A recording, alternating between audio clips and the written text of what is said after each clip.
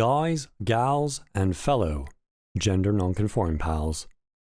Welcome back. My legal name is C28, and you're hearing my voice through the WA-8000.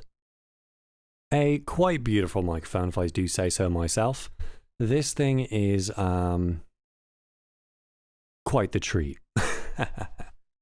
Had a friend of mine pass this over to me as a temporary gift to test out, see if I like it. And I do indeed. This thing is absolutely insane. The frequency response is stupid flat and does some pretty nice things. It's a tube condenser mic, meaning, well, this thing's fragile and this thing is fancy. It's got its own power supply running off frame there, and that right there is the buy button. Buy because that means I purchase it, but also it goes bye-bye. This is a not friendly 48 volt type microphone. It's got its own power supply. It's good with that. Don't give it more. But enough with the shout out to Warm Audio. That will be continuing throughout the entirety of the video as you hear my voice through the WA-8000. Let's get on to it. So, we did have lecture today and lab. Lab was super cool. In lab, we built a condenser microphone. So, sounds not quite as nice as this one. In fact, I'll give you a little audio sample of it. But yeah, so we have our little circuit board friend that we use to, our printed circuit board friend that we use as a guide with a little PDF that was made by the instructors to build ourselves a little microphone. So just following a kit, but with slightly better instructions, using our soldering skills and understanding of the polarity of the circuitry bits, you know, long bit positive, short bit negative. If things need to be polarized, they are, or put in and with a certain polarity they are. If they don't, then do whatever. But, you know, I like to make my stuff look nice. So all the resistors, you know, other things that are not polarized, just kind of put in a uniform fashion.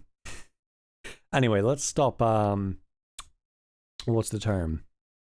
Teasing you without showing you. Let's show you. So it's around here somewhere. Here it is. So here's the little microphone circuit friend. If you were going to Full Sail and taking recording arts or show pro or something along those lines, where you're going to be taking principles of electronics, you'll be making one of these friends. So yeah, it's that right there. I've got a little bit of video of the process of this thing being built, so I can show that on screen now.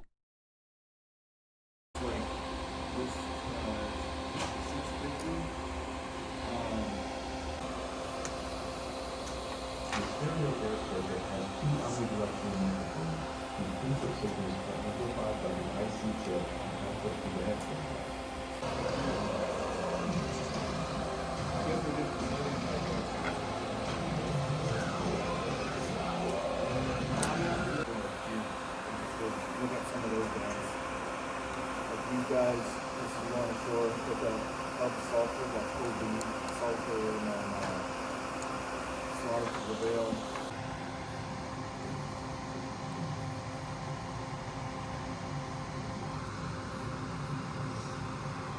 Oh, you got an extra person there.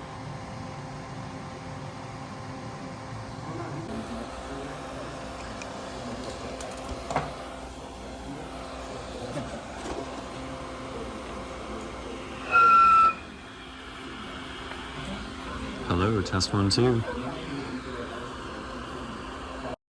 And you see what that process looked like. Not really too in depth, just kind of nothing, and then something, and then more stuff, and then more stuff. If I even got the nothing part, but I think I did. If I didn't, then, well, I didn't.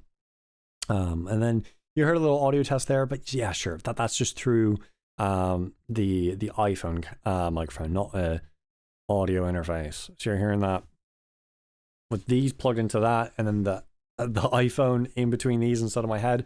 So we can give you a proper show of what this actually sounds like. So let's go ahead and do that. I will go ahead and place this beauty of a thing on a very soft pillow as to ensure it is taken well care of. while I am temporarily not using it. So, friendo, let me put you down. We may cut here. Okay, so this is the microphone. As you can hear, it is absolutely awful. And yeah, it doesn't like pops or anything like that. It's pretty trash, to be completely honest, but makes for a cool audio effect. Wow, I'm so glad I have a compressor on this, because the compressor really helps make this thing not sound awful. If I decide to be less careful with it and just go absolutely haywire with the microphone as I would with like just a normal thing, the diaphragms don't quite like that, as you can hear from all this down popping. If I put Pro Q3 on it though, you get a little bit of a nicer profile. It sounds a little bit nicer, but again, for the remainder of this video, we're going to not have Pro Q3 on it. We're going to have natural sounds from these things. Just the only thing that's going to be different is the compressor and de-esser. I can turn the de-esser off and you have that sort of sound, but still, de-esser's nice. Yeah, we're going to switch over to the Worm Audio 8000 again. So, there's that comparison. Yeah, bye. And we're back with absolutely pristine, beautiful audio from the Worm Audio 8000. I hope you enjoy this one significantly more than you enjoyed the Principles of Electronics microphone. As you can hear, there's a build quality difference here. The build quality is a tad bit more in the upper range of build quality when it comes to this microphone, as opposed to, well, this microphone. It's a little discreet, but there are a few component changes that make this thing a little bit better than this thing. If you can't tell, that's all right. They can be subtle. I'll stop with this bit anyway. Yeah, so we built that today. Very fun. I enjoyed that a lot. It was brilliant, super fun to do, and it really opened my eyes up to how easy soldering is once you do it again and again and again and again and again and again and again and again, and just keep doing it. Lots of soldering, lots of points to put on there, or parts to put on. I think there are something like, try to guess, like, say, 28, 27-ish parts. We'll go 28 parts. There were at least 28 parts on there. No reason in particular why that number popped in my head. But those parts, yeah, help reinforce the skills of soldering and how to do things right, or do things eloquently is what I meant to say. Yeah, so I was seeing, as long as you're just applying heat to that little copper pad on the solder joint,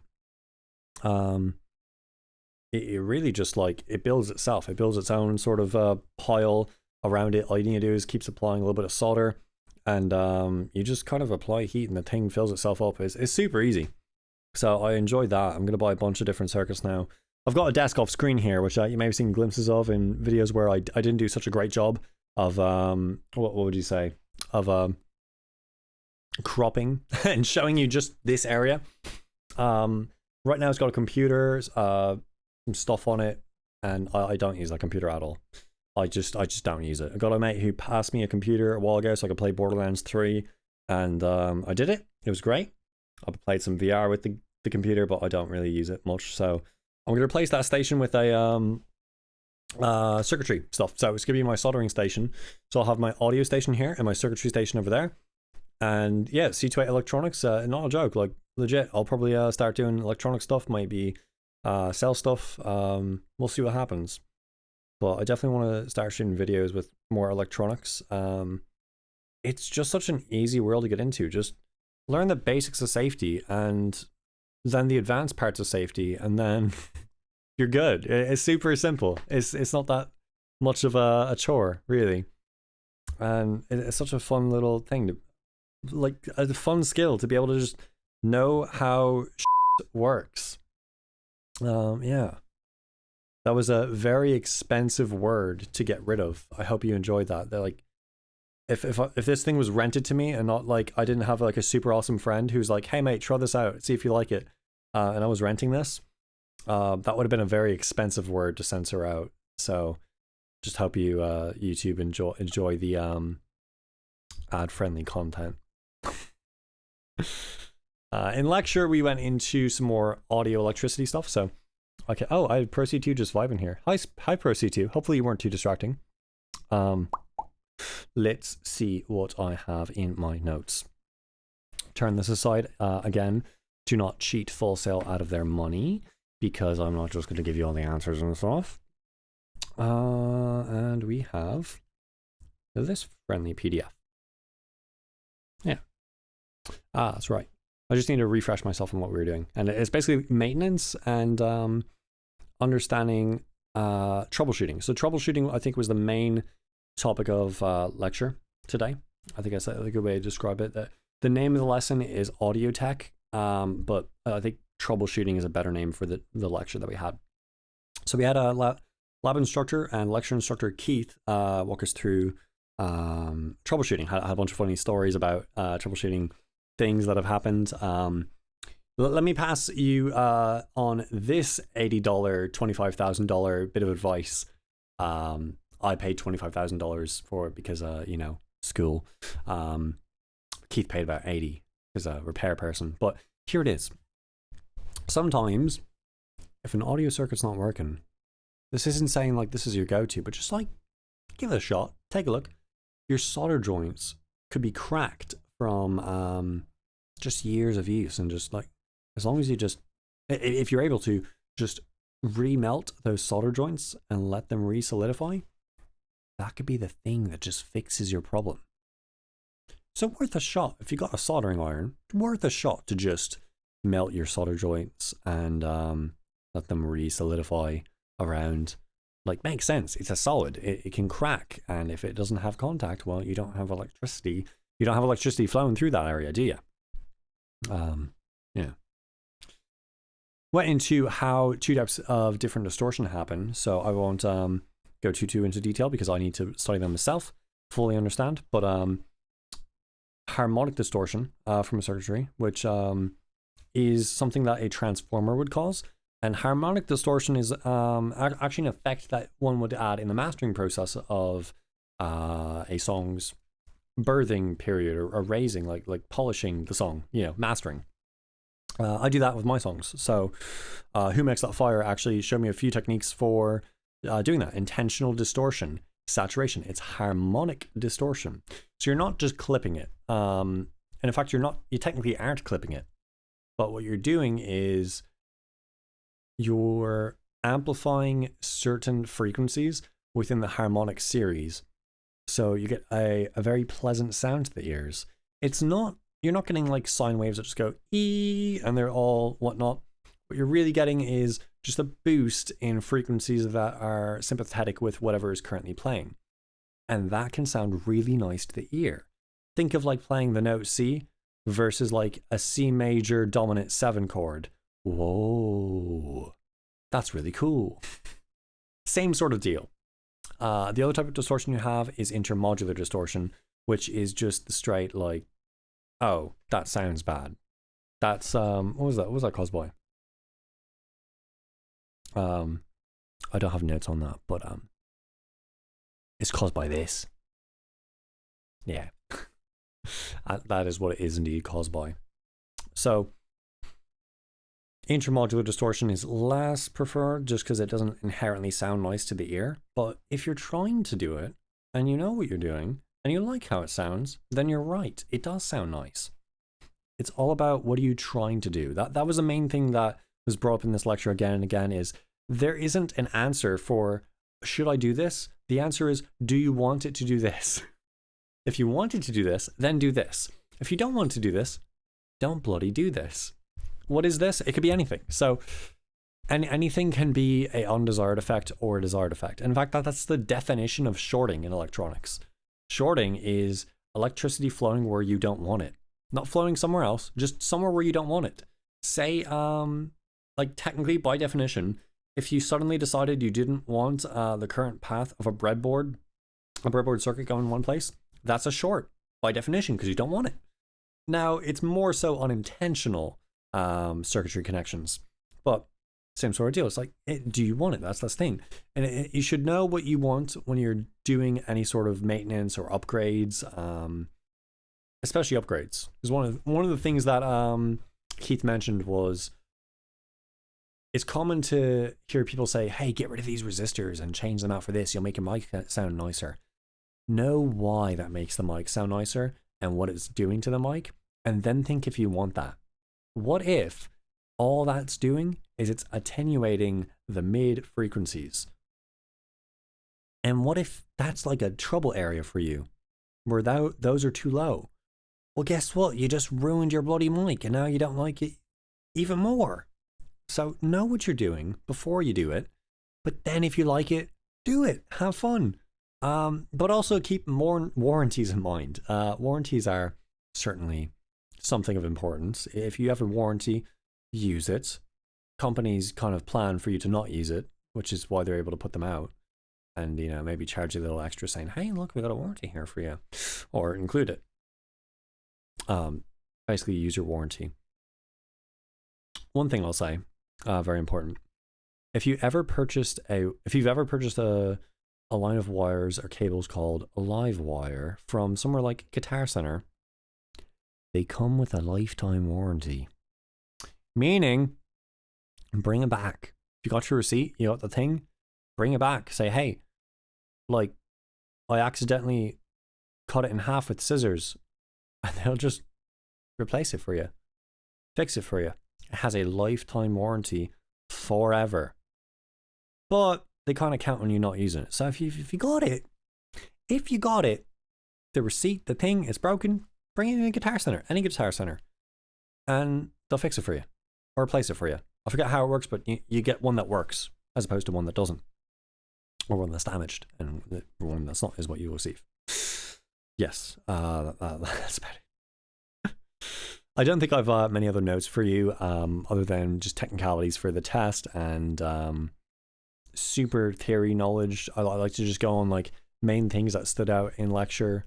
Again, if I were to just give you all this information, then I may as well be going to Full Sail as an instructor, and I don't have all the information in my head because I'm not an instructor. Though I suppose they don't really have all the information in their head either, but that they know it. There's a difference of knowing it versus recalling it, and that's different. Encyclopedic recollection of memory and words and stuff. That about does it though for the Full Sail side of stuff. C28 side, not really a whole lot. I guess what I will say is I'm definitely going to do a microphone test with this. You may have seen me A/B the SM58 and the Sennheiser E835. I will do a very similar thing with the Sennheiser E835. I do have the SM58 still here. We are still doing the giveaway, so more on that in a bit. But yeah, I might do all three. I might do just the E835 in this. Now, one cool thing this does have is it has a what's it called? Why have I forgotten this? Polar power, it has a polar power and switch, so I can swap this thing from cardioid over to omni, and now it's on omnidirectional. I can swap it back over to cardioid, and now it's back on cardioid. Very slight difference, but still, there's a difference. I could record all with cardioid and then jump over to the omnidirectional to show the differences there, but those do exist. Yes. So let's see. Yeah, there's nothing else. So what I was going to say about earlier, or on later, the giveaway. Yeah, still doing the giveaway. We have an SM58 we're giving away, as well as my Beat Studio 3s signed by me. So if you would like those, there is a video in the description below, the 1000 subscriber special that you can go to and just post a comment. That's all you have to do. You post a comment of anything. It can be in just a full stop little dot, and then you leave. You don't even have to watch the video, but I'd appreciate if you did, you know. And I appreciate it if you return back to the channel from time to time. I'll be picking the winner by March, so midway through March, I'll pick the winner. I'll do a whole YouTube short with that. You'll see live what happened, and if you win, please contact me. So yes, when I do pick the winner in March, mid-March, I will announce it. And then if you are the winner, there is a... Why have I forgotten the name of the thing? How? Email. Email was the word that evaded me. there's an email to contact me in the description of my channel. You can use that and you will be able to say, hey, it was me, I was the winner. And then we'll do a little verification thing. We'll figure out, okay, it was you. Yay. Not trying to be distrustful, but like, you know, anyone could just email me right now. And I mean, of course, right now, if you did it and said, hey, I'm the winner, I'm like, okay, bullshit, I didn't pick anyone yet. But of course, there goes another expensive word. Whew, I gotta stop with the profanity. Gotta keep it, you know, these are expensive words I'm using. Gotta appreciate the value of these.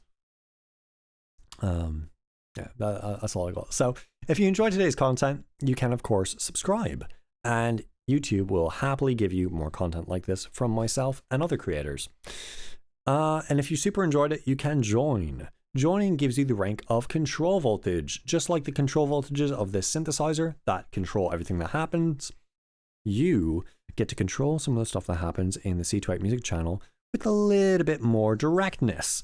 There is a Discord channel for all of the control voltages, as well as some perks such as early access to videos like this one, behind the scenes content, and we'll do some more in the future. We're still working now to coordinate a little control voltage live. So all the control voltages and I can do a little live, and then we'll post that for everyone. But of course, only control voltages will be able to join that live and be part of it.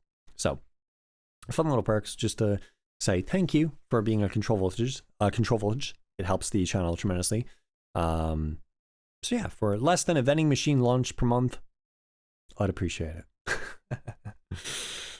Of course, if you have any questions or comments, you can leave those in the comment section below and I'll get back to them. You don't have to be a control voltage to comment. It's for anyone.